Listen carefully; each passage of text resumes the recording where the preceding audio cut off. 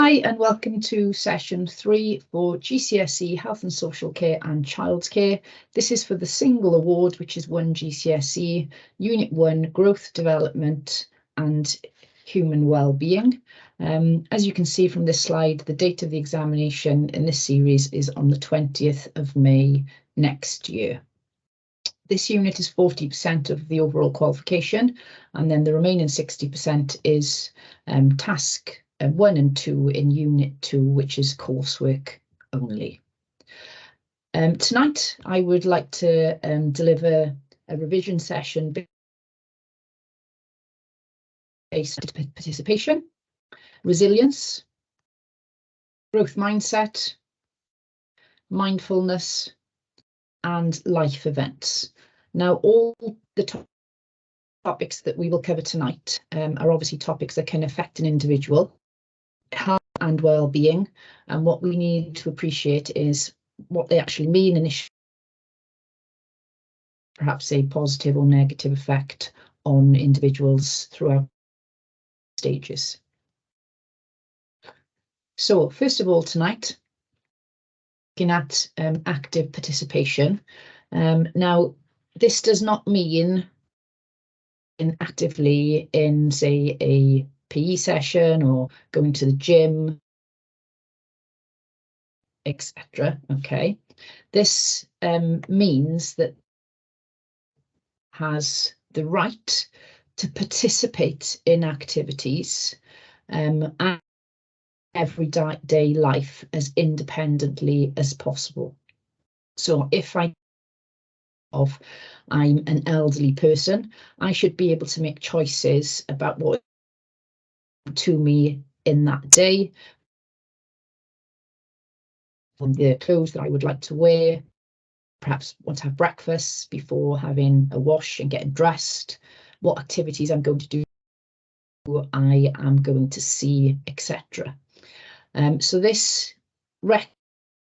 that children, young people, adults, elderly individuals have the right to the choices that can occur every day. If we allow the individual to participate actively in these decisions, they then have more control over what they're doing. They to participate in activities because they've chosen those. And also there's a lot of emotional benefit there in terms of they will feel that they are contributing to their own decisions. They feel that they have autonomy over their lives. Individuals should not be receiving care and support that other people believe they want and need. Be allowed that the individual can suggest in terms of what they would like, and that's what active participation is, of course, in this unit. So what we're going to look at now are on how this happens. So the individual is encouraged and taught which they could help themselves to develop, to be healthier, or to illnesses. And there's a responsibility there that individuals understand their commitment to how they can go about participating in these choices. And we've got a couple of examples here, okay, and hope help you with your understanding. So obviously encouraging individuals to be involved in. So can they attend meetings? Are the meetings arranged at time to them, or perhaps are they in a location that they cannot get to at that time? And that's really, really, really important. A very practical example, if somebody was an avid reader and for some reason their sight became impaired, we then use audiobooks, for example, so that they can still follow. And obviously this was something that was very important to them that has been taken away temporarily. perhaps choose to read books, but obviously can't. So can we to solve this problem for them so they are actively involved in day-to-day activities? We need to look at potential barriers, okay, then put resources in place for them to be able to participate. For example, if an individual maybe can't attend hall and they're living in a care home, could perhaps a physiotherapist in this instance, so their mobility improves and then they can participate in activities that they used to do prior, perhaps an injury or fall. Also, there's another example there that if somebody's speech became impaired, could we help them by using a speech therapist to assist them in developing some sort of speech in the future so that they could perhaps make a telephone conversation, or that they could speak to somebody in a way that obviously has amendments to the prior ability that they had. We could look at using symbols or pictures to aid communication, and this can be a way then for an individual to tell us what their choices are during the day. For example, items of clothing, perhaps they're looking at food items for them to decide what they would like to eat for breakfast and for lunch, on the activities perhaps that they would like to participate in. And also, can we find appropriate equipment to facilitate this? Okay, so an example that we could use here now is maybe an individual who is physically disabled and using a wheelchair struggles to maybe enter the shower, but once they're in the shower and they're perhaps put on their chair within the shower, they are happy enough to wash themselves. So can we use then equipment just to facilitate, and they are obviously in control of perhaps washing themselves then before they need the help to get out of the shower. Also, could we give them easy use to items that they find very important to themselves? So, for example, a phone, so that they can stay in touch with friends and families, rather than perhaps the phone being situated somewhere that they can't get to, or maybe a mobile phone that they are unfamiliar with and they cannot use. So if they could just have that extra bit of support, that would give them far more control and enjoyment in their life. Okay. So this is the revision sheet that WJC has released. So obviously there is a definition there of what is active participation. So that is, in a way, it's a way of working with individuals as active partners in their own care rather than passive recipients.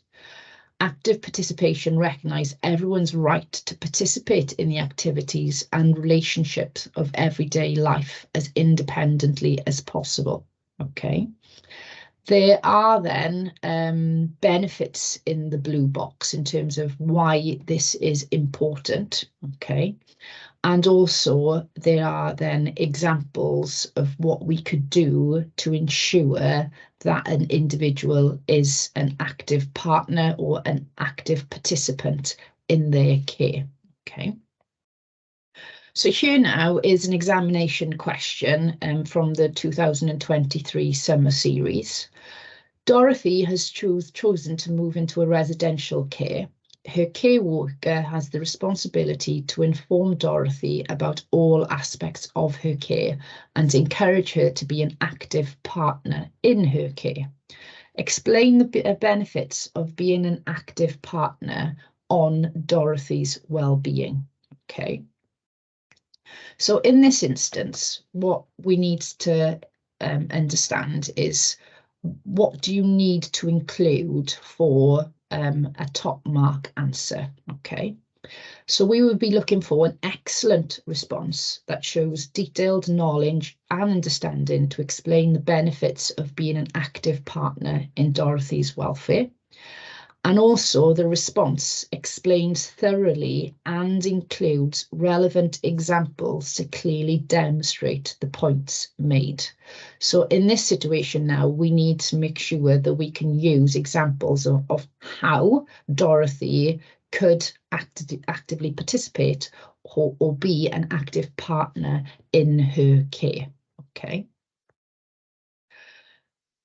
So the way that we could approach this is, could we possibly remember a code? Okay. And if so, I think this will allow you to use relevant points that will obviously help you to get that 5 marks. Okay. So one of the benefits of Dorothy being an active partner would be that she has more self-awareness and better participation in the things that are important to her. Okay. Now, what I've not done here is included an example, because obviously this code could be used then on another question on active participation. But if you were to include an example with what I've just said on the first point, you could say that she enjoys painting and she still has the opportunity to participate in the painting because that's very important to her. Okay.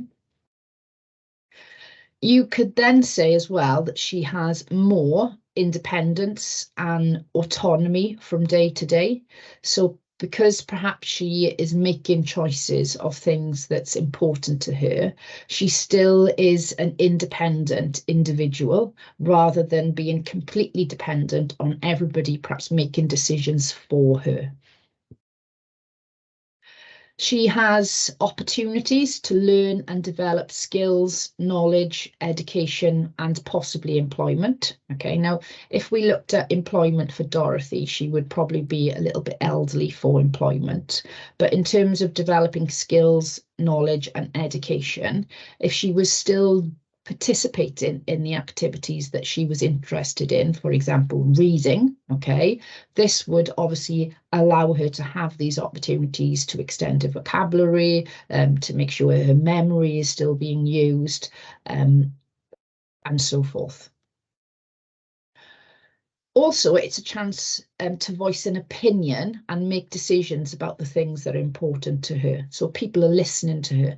And this could be more as basic as her decisions of what she's going to wear in the morning. Okay, the decisions of what she would like for breakfast, who she would like to speak to, where she would like to sit in the residential home. There are obviously physical benefits if she chooses activities where where it's physically active. For example, maybe this could be going for a walk in the gardens. Maybe this could be participating in a dance session. Okay, it obviously depends on the activities that the residential care, the residential home allows in their environment.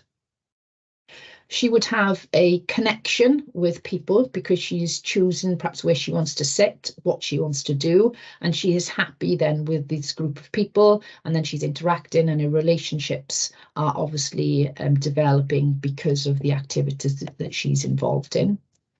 And also the T then is that she or they feel better.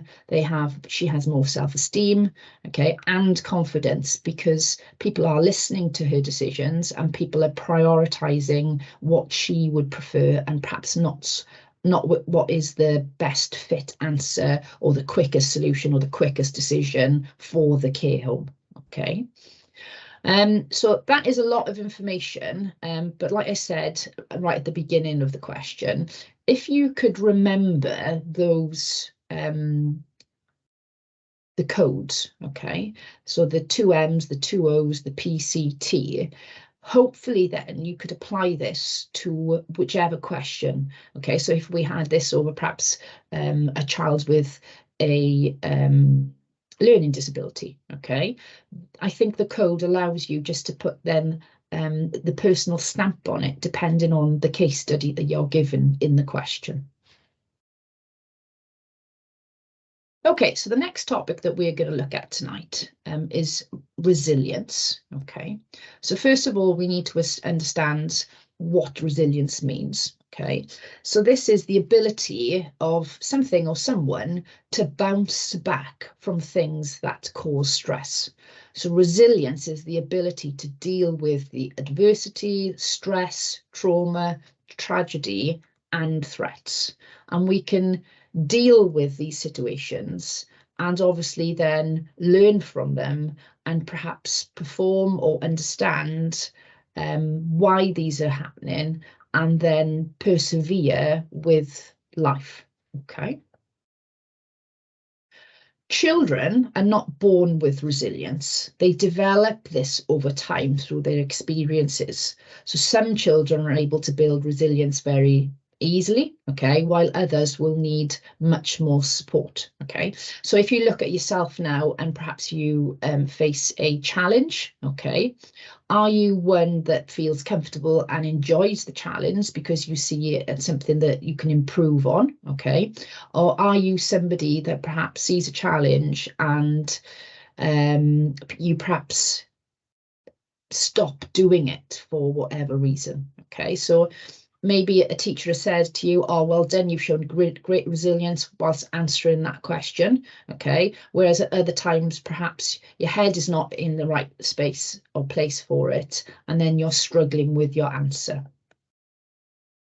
So if you are a resilient individual, okay, you will be more likely to take risks, okay? You will be very curious. You would like to examine situations.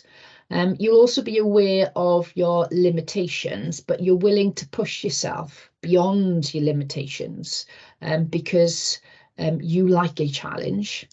You tend to have a positive attitude and you're optimistic about life. Okay, so if somebody says to you, oh, I would like you to do this, perhaps you're just feeling, oh, yes, I enjoy doing that because I see it as an opportunity for me to improve myself. You perhaps can solve problems and you will take your time in solving those problems. And also you can build on your failures and you don't mind failing because you just think that this is an opportunity for you to build yourself on yourself.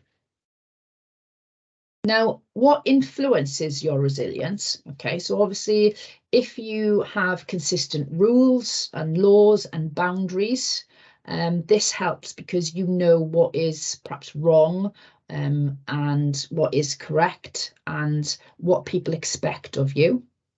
If you have a lot of perhaps mental and sensory stimulation, you get the opportunity then to grow and develop as an individual because you're being challenged. If you have affection from your family, this helps your resilience. So it doesn't matter that you fail because you know that people will still be there for you. If you've had attachment from an early age, this will help your resilience. And obviously, if you have privacy and an opportunity to reflect on the mistakes that you've made and are made aware of how you can improve yourself for the future. And obviously, if you know you're returning home to a comfortable home where you've got shelter, you feel secure, and you're provided with food, these individuals then will develop resilience because they're comfortable in their environment. Okay. Now, some individuals will struggle with how much resilience they have. Okay, so if they're faced with that challenge, they're perhaps the ones that are going to quit just because they don't like or can't solve problems as easily. Why? Maybe they have been exposed to war, okay, or violence. Maybe they had poor care or neglect as a child. There's poverty. Perhaps they were unfortunate enough to be involved with a natural disaster. They haven't had the nurturing from such a young age from adults. And possibly there is abuse in the past or currently happening. Okay, so if you are an individual that has suffered perhaps from these factors, I think you can appreciate now how perhaps these individuals are not as resilient as people in the column on the left-hand side that have this comfortable life, have a shelter, have mum and dad that are caring, food provided for them, stimulation through activities and going places, resources at home, etc. Okay, so it's important for you to understand what can actually influence how resilient a person is. Okay. Resilience and growth mindset come together, in my opinion, okay, because I think if you have a growth mindset, you're more likely to be quite resilient as well, okay? So first of all, you need to understand what is a growth mindset. So a growth mindset is the belief that you are in control of your own ability and can learn and improve. A growth mindset is the idea that intelligence, abilities and skills can be developed if an individual invests enough effort and studies enough. Okay. I'm a strong believer of, if you put enough effort into something, you will succeed. Okay. Whereas again, some individuals think, oh, I can't do that. I'm not very good in mathematics. I'm not very good in science. And it's just their perhaps opinion of themselves rather than sitting down and investing enough time and effort into improving their ability in that area. So having a growth mindset is obviously useful for educational and study, but also is then beneficial in how you cope with challenges and problems that arise throughout your life. Okay, so for example, you might buy your first home, you might have a lot of problems to solve in terms of DIY, in terms of perhaps knowing where your gas and electric meters are, water meters and things like that. And if you've got this perseverance or a growth mindset, you're going to be able to deal with these challenges far easier than somebody who perhaps hasn't got a growth mindset and is fixed in their mindset and think, oh, I can never do this, I'll never live independently, I've got to depend on other people to do things for me. So it is very, very useful, obviously, later on. They see effort as a way to improve their abilities. And again, they do not worry, or they're not afraid of failure, because they know that that's a way that they can understand their mistakes and then move on and improve their performance based on prior errors. Failure then is a natural part of the learning process, and therefore children will believe that the brain can grow, do better at school as they focus on improving. Okay. In class, I normally show a video of, it's a cartoon video of an individual who is trying to climb a box in gymnastics, and the box is quite tall, and every time she runs up to the box and she uses the springboard, she fails to get over the box.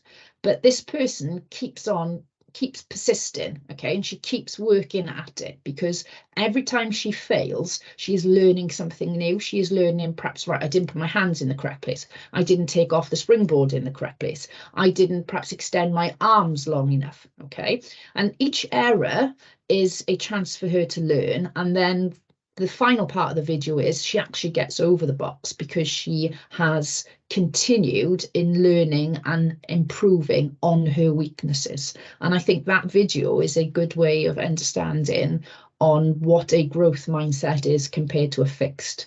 Now, a fixed mindset in that situation would just be, oh, the box is too big, I can't do it, and would sit down and just watch perhaps other people, observe what they're doing, and then be a bit grumpy because they can't do it. Whereas this individual obviously then is really happy with her achievements, and she's developed her skill because she's continuously worked at it. So this is an examination question, I believe, from 2 years ago. So discuss the ways in which Adam's school could help him develop a growth mindset and become more resilient. Okay, so we need to look at the growth mindset and the resilient, and what could a school offer Adam to develop this? Okay, So one of the first things was to ensure that he engages in his academic environment. So is he answering questions? Is he taking responsibility for group work? Is he joining in perhaps with additional activities in terms of maybe the school council? Okay, and it's that engagement in what he's doing rather than just being there and possibly not participating as much as he could. Okay, again, if he was to participate, his mindset would improve because he is seeing how perhaps errors from the past can assist his learning and then develop more resilience going forward for the future.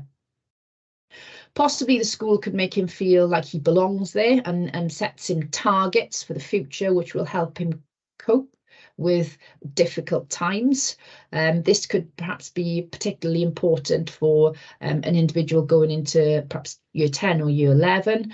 Your target maybe for the end of this term is so-and-so. Next summer, I would expect you to achieve this grade in your coursework, in your examination. So then he is perhaps clear on what he needs to do to achieve that goal. Possibly by spending time with a positive role model at school. Okay, maybe he has a favourite teacher, maybe he has a member of the wellbeing team, a head of year that he could speak to on a regular basis, and they then could help him become more resilient by giving him strategies to use daily or in lessons.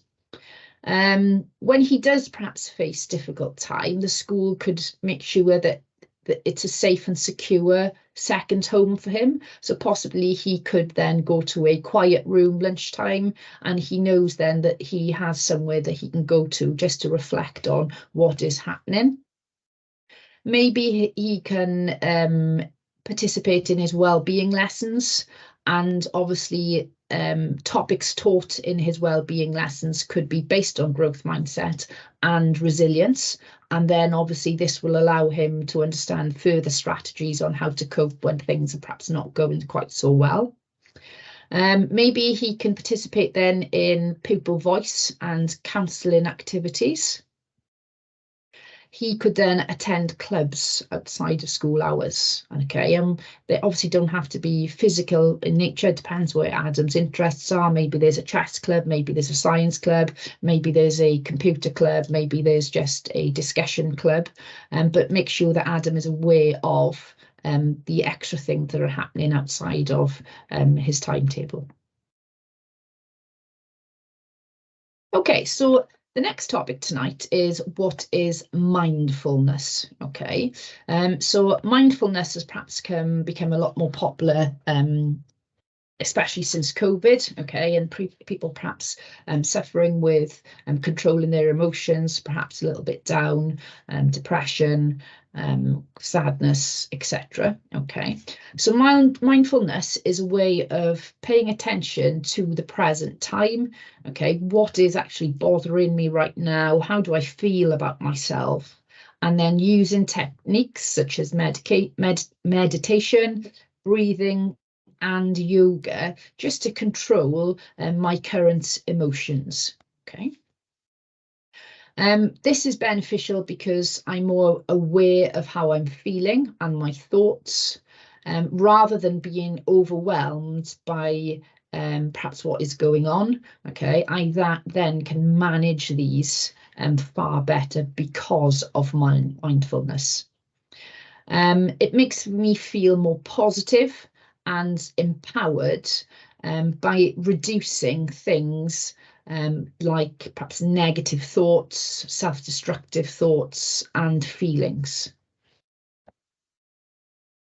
Mindfulness helps with many conditions such as stress, anxiety, depression, maybe addictive behaviour with alcohol and substances.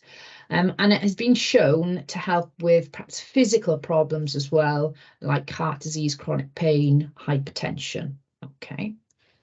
So what we need to understand with mindfulness is how mindfulness could be beneficial for an individual. Okay, so describe how having mindfulness lessons at school could help a person who is in the adolescent stage of life. Okay, so first of all, we need to remember what is the mindfulness. Okay, so looking at the present situation, trying to control my emotions. This could be doing meditation, yoga, going for a walk, listening to quiet, calming music. Okay, so if we were to have these lessons at school, how would this help an individual? Okay. So if you've got a basic description, you're going to get 1 mark. If you've got 2 to 3, for 2 to 3 marks, you will have an accurate and suitable description. So in this instance, okay, we can say that she is less likely to worry about things that are causing concern because she's taken time to think about them. She's taken time to perhaps reduce her heart rate. She's taken time to become calm. And that when she does that, she's less likely to panic and worry about it. This causes her to reduce her tension. Okay, this causes her to relax. Possibly then, because of these techniques used, she could sleep far better. It also allows her to deal with the situation in a more controlled manner. So it could be easier perhaps for her to find a solution to her problems because she is just concentrated on that only, rather than perhaps looking at a combination of things. It could also help her control her feelings and thoughts so that perhaps she doesn't make such a rash decision. She doesn't perhaps show her anger or her frustration in a situation. It can improve her mental health because she now can find techniques to use where she is obviously completely happy and comfortable with. She can allow time to focus on herself if her life is perhaps quite busy. This just gives her that time out of, right, I am now meditating and I am in control of what I'm doing. Okay, and obviously then if anything adverse is to happen in the future, it allows her to deal with these things. Okay.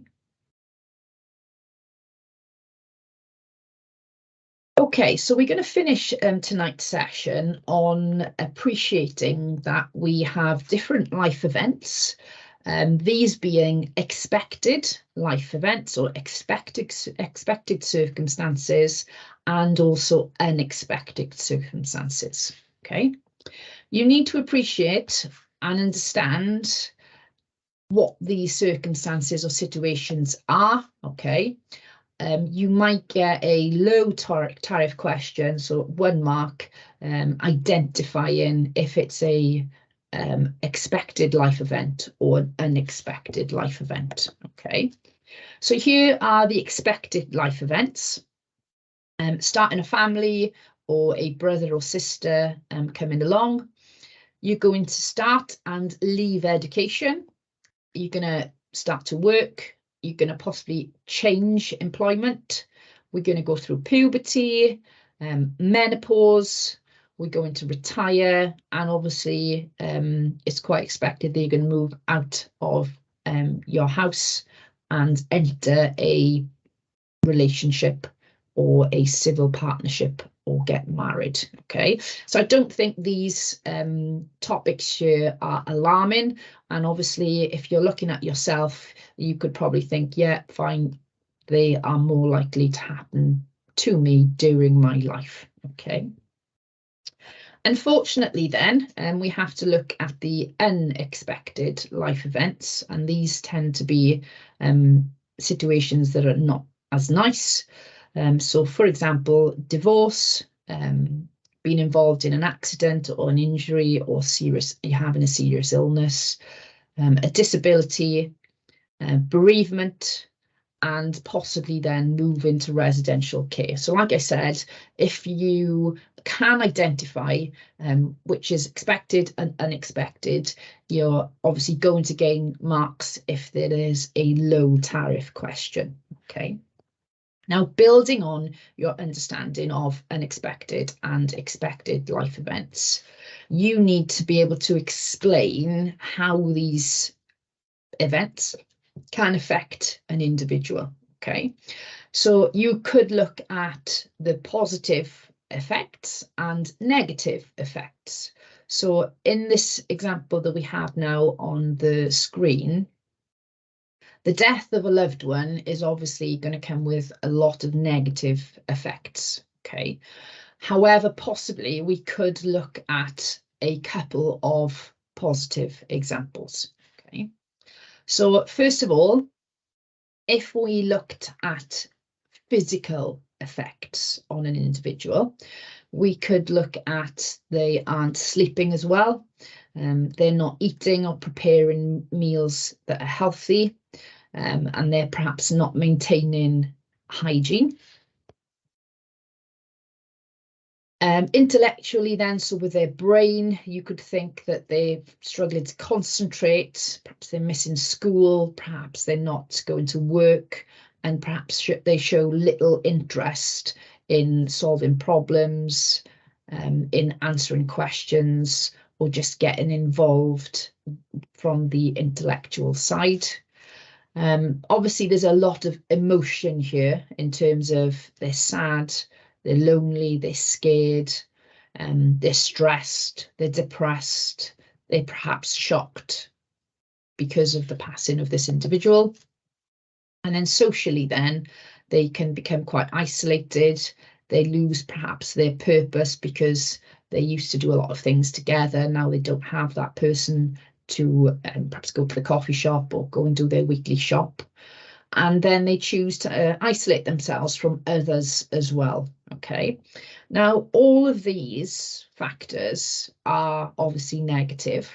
Now, if I'm looking at maybe thinking of a positive one, you could say that that person who has now passed is at ease and is resting, okay, rather than perhaps them going through pain, for example, if they were suffering from a long-term illness, okay.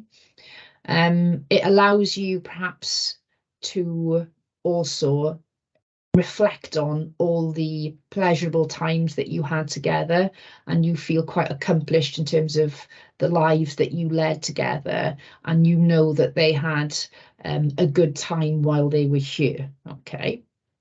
So that is something to consider when you face a question on an unexpected life event, okay? Now, an expected life event would be retirement, okay? We're all hoping that we'll get to that age where we can retire. So Hazel is 65 and has just retired. She's worked for the same company for the past 22 years. Discuss the social, intellectual and emotional effects Hazel retirement could have on her development, okay? So obviously it's really important that you address the 3 areas of development there. So if we looked at the social side, there's obviously negatives in terms of she's losing her social interaction because of the friends that she's made in work, and maybe they went out weekly, maybe they celebrated birthdays and Christmases. So that's a negative, but also in that box, what I've looked at in terms of, well, this gives her more opportunities to pursue her interests, new hobbies, spend time with her families and friends that are obviously not in work. So this is where the discussion comes in and where I'm trying to apply a positive and a negative to the social side. I've done the same then for emotionally, okay, so she could be feeling quite perhaps kind of lifted, okay, less stress, because she's not got to go to work, okay, but also now she could be more worried, okay, she could become distressed because financially she doesn't know perhaps whether she will be comfortable in her situation. So again, a positive and a negative. And then intellectually, what I've looked at here then is she's no longer stimulated by her job. So maybe she was in charge of other individuals. She had big decisions to make every day. Maybe she had to be responsible for certain areas of the workplace. So you could say that there's less stimulation in the brain, but then also you could say, well, this is her opportunity now to learn about her new hobbies. She has more time to read books, to listen to the news, to read newspapers, to attend activities like bingo, quizzes, etc. Okay, so I've just tried to look at then a positive aspect of this. Okay, so if you look then at marriage, obviously marriage is another expected life event. Okay, so Hayden and Beth are both in their 30s and have been together for over 5 years. They've recently married. Discuss the social and emotional effects that marriage could have on their development. Okay, so just 2 areas of development here. But again, I'm going to do something similar in terms of, well, what are the social benefits and negatives as well? And then also emotional. So socially, marriage could be something positive because they get time to spend with each other, with friends, and they socialize together. They begin in their lives, okay, and they can go to many places. They've always got company. They return home from work, and they're always together. But then also you could look at this in terms of they don't see their friends as often, or perhaps they don't make as much effort with other people just because they've become slightly dependent on themselves socially to be able to do things. Okay, maybe you had a friend that you went to the coffee shop with every Friday after work, but now you've decided not to do that because you're going to go to the cinema, for example, with Hayden. Okay. And then emotionally, you can obviously have an overwhelming feeling of happiness, of security, perhaps relief that you've actually found that person that you want to spend the rest of your life with. But also there can be negative sides to this in terms of stress and anxiety because of perhaps the expectations on each other, and perhaps now emotionally you're becoming a little bit drained and tired and bored of each other, and that can affect then obviously the stress and anxiety towards each other. Okay. And then the last example tonight is moving home. Okay, so again, moving home is an expected life event. So Lana is 10 years old. She has recently moved to a new area, which is over 50 miles from her old home, but closer to her grandparents. Discuss the intellectual, emotional, and the social effects moving home could have on her development. Okay, so in this example now we have socially, she is going to make new friends and be parts of new groups, especially in school, and maybe clubs and activities that she becomes involved in. So that's really exciting for her. But also she can spend more time with her grandmother and grandfather.